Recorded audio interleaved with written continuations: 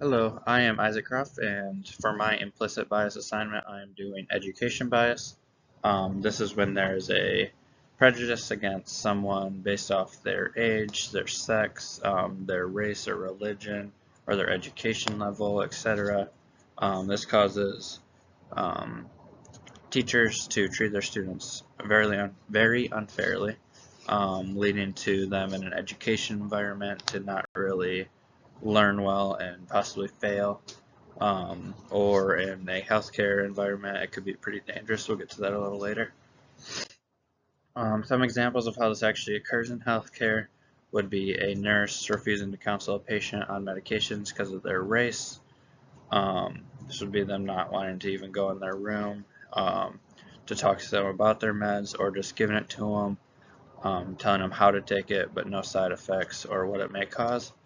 Um, Another example would be a patient not receiving proper procedure warning because of a language barrier, whether it be a nurse or a physician, just not taking the time to get a translator and just saying, oh, I explained it to them, that's enough, even though they know they probably didn't understand it very well.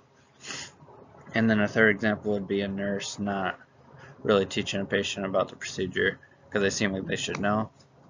This would be like if a doctor or a nurse or someone in healthcare was injured and needed a procedure or medications, and the nurse taking care of them was like, oh, they went to the same schooling I did, they don't need to be taught about it, they should know already, they're probably fine, um, which isn't okay, obviously. How does this bias affect healthcare? Well, it leads to patients not learning what they need to know about prescriptions and procedures and anything else they may need while they're in their hospital stay. This is obviously very dangerous. It can lead to medications being taken wrong. It can lead to um, getting sued, the healthcare provider getting sued for malpractice or negligence by the patient because they weren't properly explaining the procedure and what may happen and what may not, or the outcomes. It could lead to a patient dying because they're taking their medications wrong, or they stop taking it because they have a common side effect that they think is too severe. Um, Obviously, there's lots of examples here of how not properly teaching your patient can be very dangerous and um, just very selfish and complete opposite of what we are taught and what we should be taught to do in healthcare.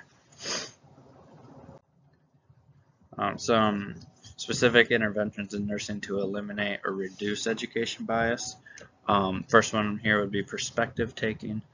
This is looking into the patient's eyes and what they are seeing as they're being cared for and what it feels like for them to be in the hospital. And really just taking in their feelings and emotions and empathizing with them. I mean, like, yeah, this would suck if I was treated this way. Need to properly teach them.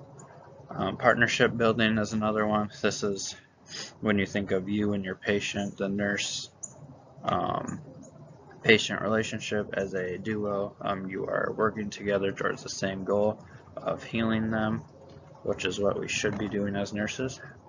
Mindfulness is just, it goes with perspective taking, but it's just taking a step back yourself and just taking a deep breath and having compassion for them and thinking, this is what my career is for, this is what I was trained to do, to take care of anyone at the best of my ability. And then there's individualization, which is seeing the individual as their own person. This is like not seeing them as part of the group that you may not like. This, I think, should be like the first step you take, because I don't think this is really a fix.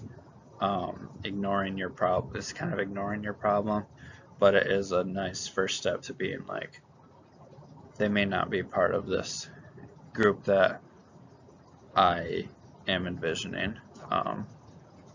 And then one I added in there is teach nursing students, just like this class and what we're being taught right now. We need to be taught about all these biases. It'd be nice to take multiple of these quizzes. I took a couple just to make sure that we aren't biased. We don't have any implicit bias in there in our healthcare, because that is not how we should be serving our community. That's not how we should be taught to serve our community. Teaching, I think, is the most, or one of the most important processes of nursing, because it's what helps grow the next generation of nurses to take care of people.